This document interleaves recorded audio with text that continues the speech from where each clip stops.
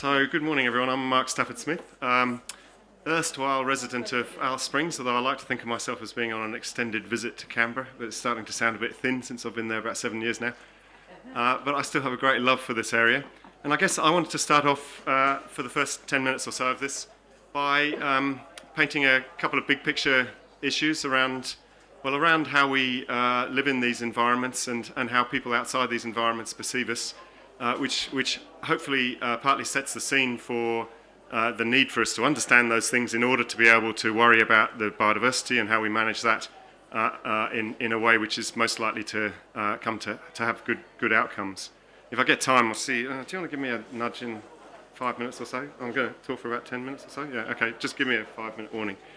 If I get time, I'll just talk a little bit about plant life history strategies and build on what Latsy's been wandering around talking about outside as well. So if I can just start off, first of all, just a sort of philosophical point, which is that ultimately, if you're going to change things or do things better, you've got to be able to do that at a very local level and actually do things in particular places, have particular projects, have some solar panels on something, or do a bit of management in a park like this in a specific location. Those are really important things.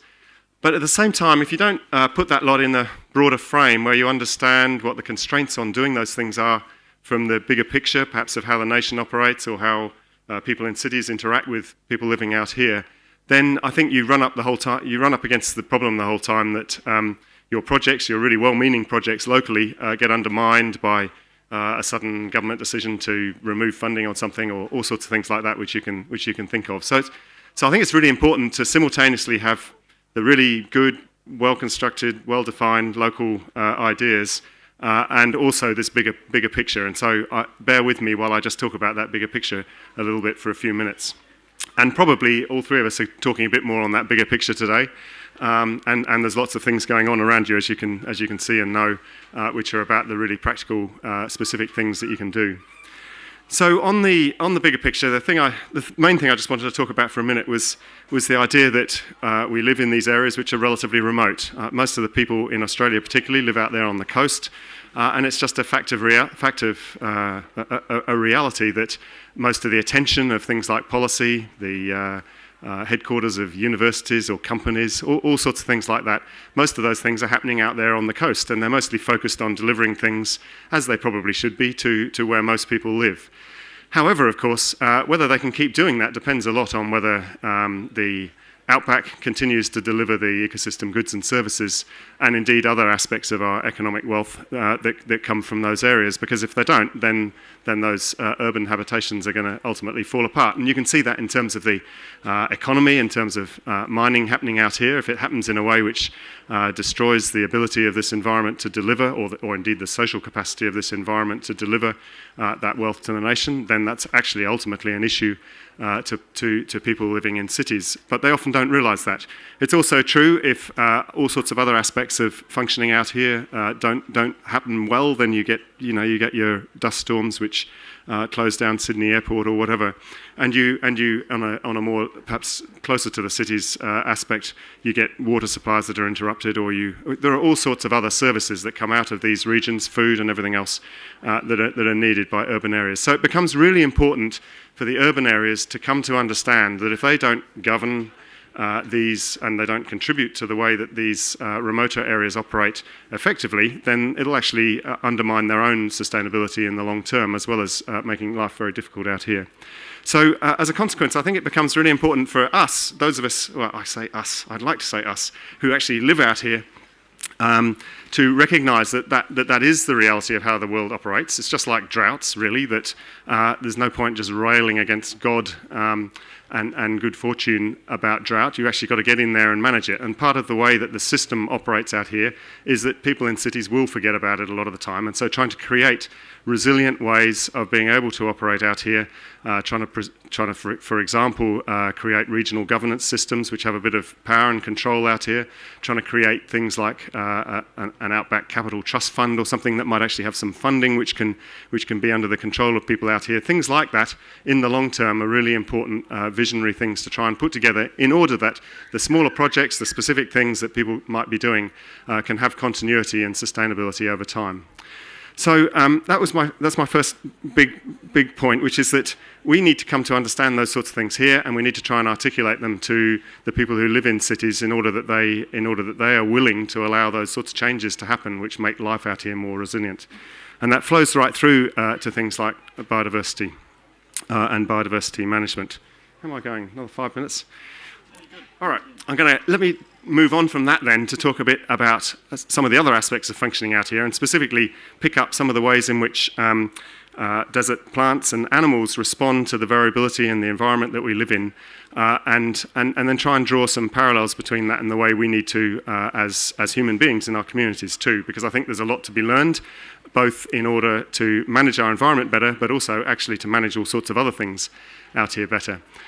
And the idea here really is that, of course, our desert plants and animals, our biota, are incredibly adapted to cope with what's a really variable environment, a relatively resource-poor environment and a very variable one. We know that the climate out here is one of the more variable ones in the world in all sorts of ways, and there are other aspects of variability.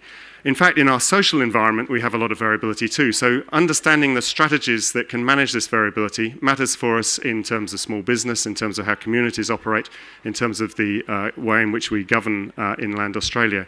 The sorts of things that create variability for us socially, they include, of course, variability from climate, but they include all sorts of other things. The sort of variability that you don't get in cities from small populations, where one person leaving makes a massive difference to the human capacity, the human capital of that community, perhaps takes critical expertise away.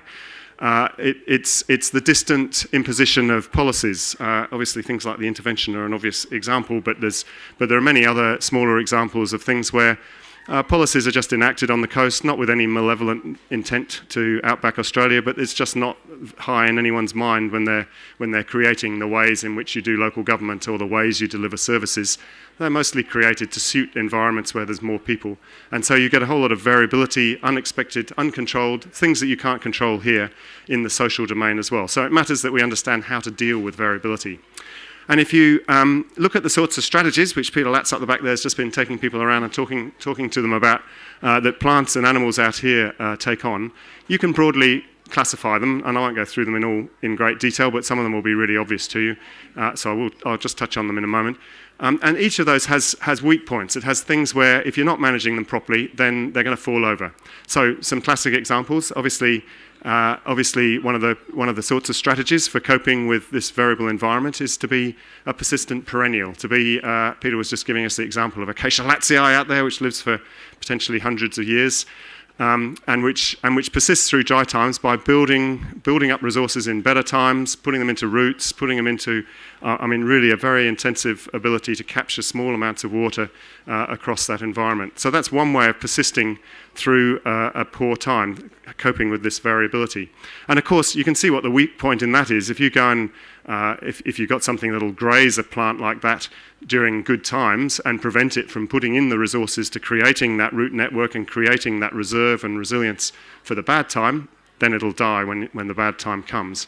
And so if we have strategies in our small businesses which are about just persisting over time with little bits of resources, especially when there's a bit of a downturn, if you intervene in times which are good and prevent people from creating those reserves, then they'll fail too. So those sorts of lessons carry through. You can see the same sort of thing in another classic arid zone strategy, which is being ephemeral, where of course you're putting the resources into seeds instead. But again, if you don't have the opportunity during good times to collect those resources and put them into those reserves, then you're a goner at some stage in the future. There are actually about 7 major strategies. I'll just mention 2 more quickly. One a really important one, I think, is the idea of a plant that's persistent, or an animal that's persistent because it's found a richer niche in the environment. And the classics are things like the palms, the Palm Valley palms, that there's one standing just out there, which basically live only where there is a pocket of water. Now, if you go and destroy the water table there, of course, that's the weak point for something like that. You destroy the water table and that plant is gone. And you can think of animals that have similar life history strategies. And you can think of businesses, you can think of settlements, actually, that have the same sort of strategy. So what does Yalara, Ayers Rock Resort depend on? It depends on this rich little hotspot of a thing called Ayers Rock, or Uluru, which is a huge attraction to tourists. And if you destroy that attractiveness there, then you destroy the whole underlying supply of resources, essentially, in this case tourism, which can actually sustain that environment. And so there's a whole lot of parallels like this that you can carry through in terms of the 7 strategies that plants and animals use to survive variability in these environments, and there's some really interesting parallels in the social system. And those things all have their quite well-defined weak points, which I won't try and go through right now. But so we actually know what those are, and we need to be looking to those in the way that we manage our human part of the system as well as the environmental part. So that's probably just about enough from me. Let me just close off by saying, I think understanding, just bringing those last 2 sets of points together, understanding those are really important.